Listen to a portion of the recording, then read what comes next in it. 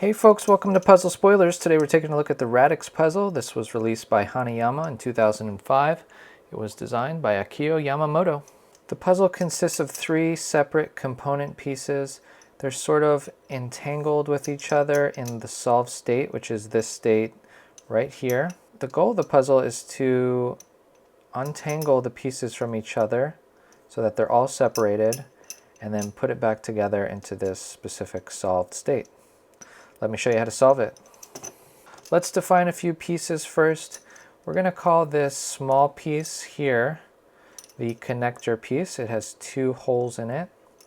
And we're going to call this left side piece the left loop, and this right side piece the right loop. We can identify the left loop, if you're unsure, by the bottom part. The left loop has a fully smooth bottom part, and the right loop has kind of a bump on it.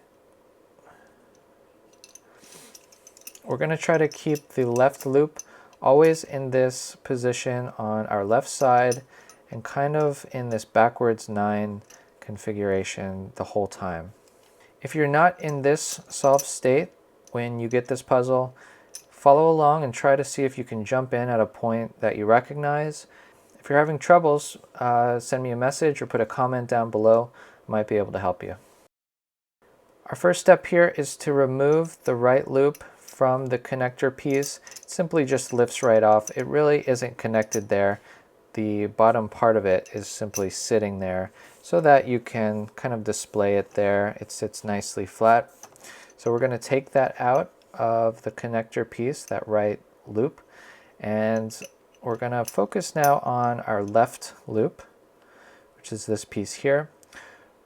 We want to slide the connector piece up and into the loop part of that loop. Now, if it's not going, you need to sort of angle it just very slightly downwards. It's a slight movement there, but will allow you to pass the connector through to that loop. And make sure that you're passing it through the skinny part of the connector, which is that indent right there.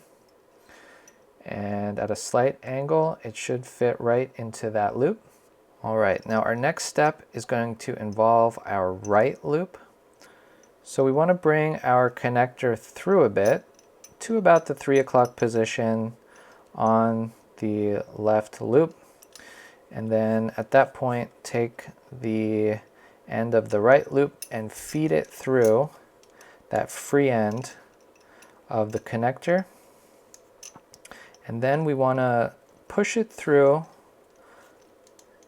as far as it will go and keep our connector in this position. Our connector is going to want to move around a little bit, and this is a really important part of this solve, and it can be very finicky.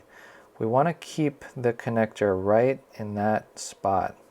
So if it wants to move in other spots or in different locations, try not to let it do that, and we want to put pressure on the end of our right loop and pull down on our connector piece. See, I'm pushing with my thumb and pushing in the opposite direction with this finger, kind of pinching there. So we're pinching that together, and as we hold that position right there, we're going to start to feed our left loop through the connector as well. And I'm going to do this slowly, but it should go through into this position. All right, now I'm going to reorient here so that we stay with our left loop, which is this loop here. We can identify it again by looking at the bottom of it. It's smooth here. So we've totally disentangled this right loop.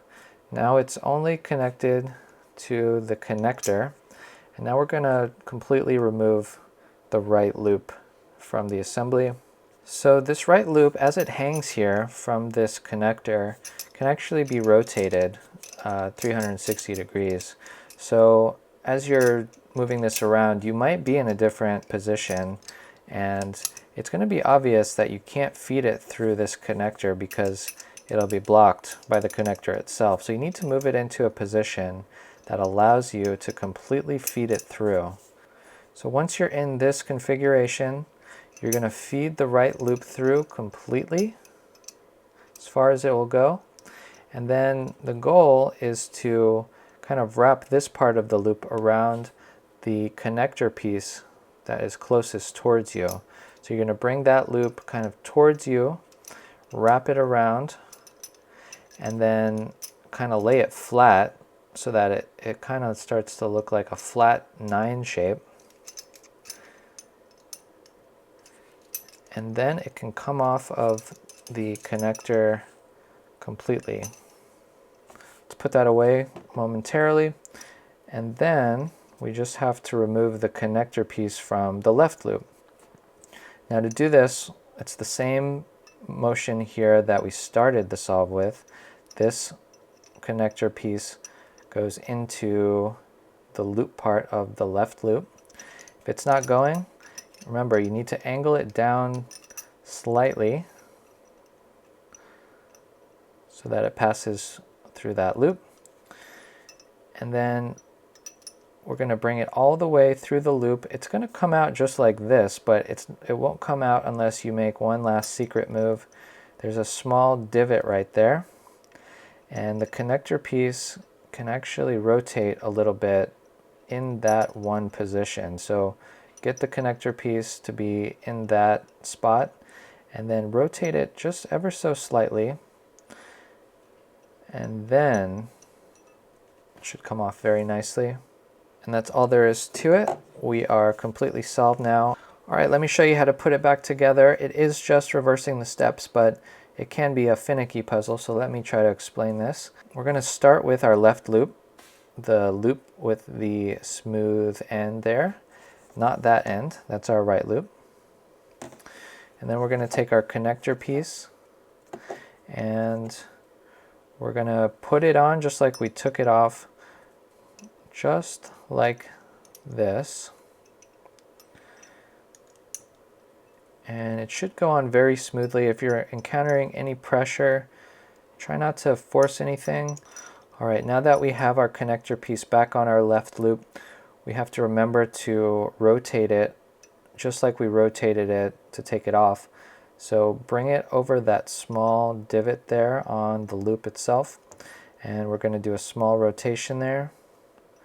It's a very subtle move, but it changes the orientation of that connector piece.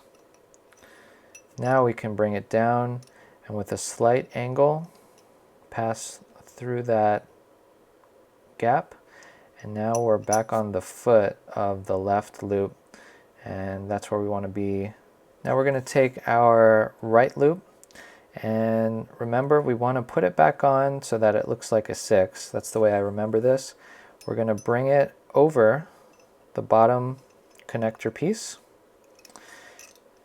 just like that. And now we can feed it through the connector piece through that open hole. All right, now you're in this position. This is the most difficult part of the reassembly. I'll go slow. So we have our left loop here and our right loop hanging, and they're both still connected to the connector piece. Now our right loop can move freely 360 degrees, so whatever position you're in, make sure that you're matching my rotation here. It should look exactly like this. All right, now we're going to feed the connector piece along with the connected right loop through the gap in the left loop, just like that. And the end of the left loop is going to start to feed through the right loop, as you can see there. And once we're in this spot with the connector pass through the gap there, we're going to start to try to feed our right loop through the connector. Now, there's only one specific spot where you're going to be able to start getting the right loop to actually start to move. So you need to move the connector and the loops around so that you can start to get movement in the right loop. So I just got it, and you can see it starting to move freely, and then we can fully pass it through and completely off of that connector piece. And now we can move the connector back down to the end of the left loop. Remember to slightly angle it down so that it'll pass through the gap. And then we are fully solved. We can put the end of the right loop back in the connector, and that is back in the solved state. I'll put a link below to where you can buy this puzzle. If you found the video interesting, please consider liking and subscribing. If you have any questions, let me know in the comments or send me a message. That's it for today, folks. I'll see you on the next video.